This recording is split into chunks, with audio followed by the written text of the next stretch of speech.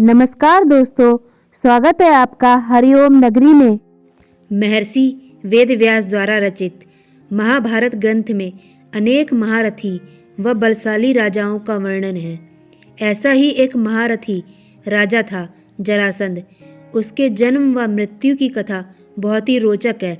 जरासंध मगध का राजा था। वह अन्य राजाओं को हराकर अपने पहाड़ी किले में बंदी बना लेता था। जरासंध बहुत ही क्रूर था।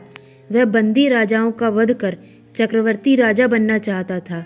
भीम ने 13 दिन तक कुश्ती लड़ने के बाद जरासंध को पराजित कर उसका वध किया था। जरासंध मथुरा के राजा कंस का ससुर एवं परम मित्र था। उसकी दोनों पुत्रियों आसित व प्रापित का विवाह कंस से हुआ था।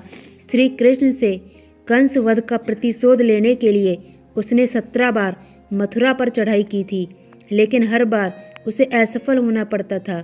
जरासंध के भय से अनेक राजा अपने राज्य छोड़कर भाग गए थे।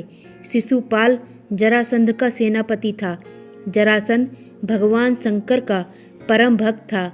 उसने अपने पराक्रम से 86 राजाओं को बंदी बना लिया था। जरासंध 100 राजाओं को बंदी बनाकर उनकी बलि देना चाहता था, जिससे कि वह चक्रवर्ती सम्राट बन सके। मगध देश में वृहद्रथ नाम के राजा थे। उनकी 2 पत्नियां थीं, लेकिन उन्हें कोई संतान नहीं थी। एक दिन संतान की चाह में राजा वृहद्रथ महात्मा चंड कौशिक के पास गए और सेवा कर उन्हें संतुष्ट किया। प्रसन्न होकर महात्मा चंड कौशिक ने उन्हें एक फल दिया और कहा कि ये फल अपनी पत्नी को खिला देना, इससे तुम्हें संतान की प्राप्ति होगी। राजा वृहद्रथ की 2 पत्नियां थीं। राजा ने वह फल काटकर अपनी दोनों पत्नियों को खिला दिया। समय आने पर दोनों रानियों के गर्भ से शिशु के शरीर का एक एक टुकड़ा पैदा हुआ। रानियों ने घबराकर शिशु के दोनों जीवित टुकड़ों को बाहर फेंक दिया। उसी समय वहां से एक राक्षसी गुजरी। उसका नाम जरा था। जब उसने जीवित शिशु के 2 टुकड़ों को देखा तो अपनी माया से उन दोनों टुकड़ों को जोड़ दिया और वह एक शिशु हो गया। एक शरीर होते ही वह शिशु जोर जोर से रोने लगा। बालक की रोने की आवाज़ सुनकर दोनों रानियां बाहर निकली और बालक को गोद में ले लिया। राजा वृहद्रथ भी वहां आ गए और उन्होंने राक्षसी से उसका परिचय पूछा।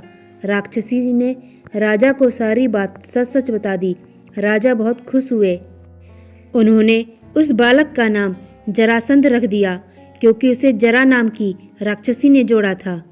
अगर आपको ये जानकारी पसंद आई हो तो please like, share and subscribe जरूर करें और बेल आइकन को जरूर दबाएं, जिससे आपको हमारी आने वाली सभी वीडियो का नोटिफिकेशन मिल सके। धन्यवाद।